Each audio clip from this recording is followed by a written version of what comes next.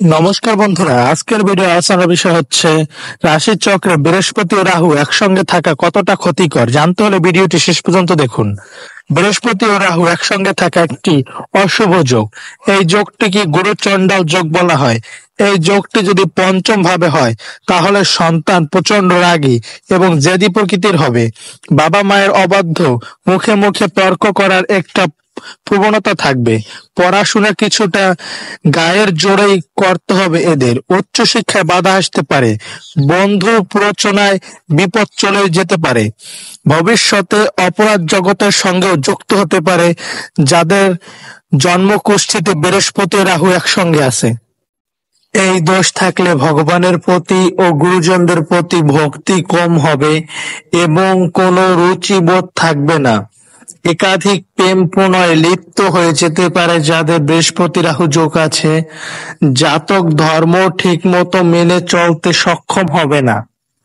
এই দোষে স্বামী স্ত্রীর মধ্যে প্রচন্ড মতবিরোধ সৃষ্টি হয়। কোনো কোনো ক্ষেত্রে তৃতীয় ব্যক্তির জন্য দাম্পত্য জীবন নষ্ট হয়ে যেতে দেখা যায়। কর্মক্ষেত্রেও তৃতীয় কারোর জন্য সমস্যা সৃষ্টি হতে পারে।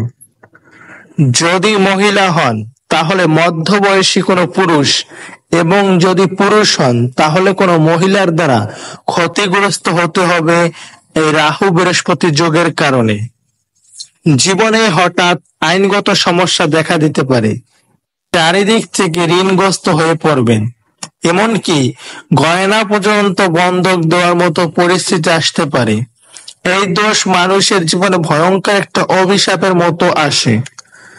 এই দোষের ফলে যে কোনো জাতক কাজে প্রণয়নে আবদ্ধ হয়ে নিজের জীবনে বিপর্যয় ডেকে আনতে পারে। অর্থাৎ এই রাহু বৃহস্পতি দোষের ফলে জাতিভেদ না মেনে বিবাহ করার প্রবণতা থাকবে।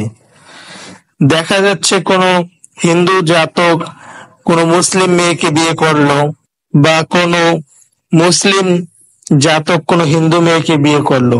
প্রচন্ড অধার্মিক, ক্রূর এবং কপট হয়।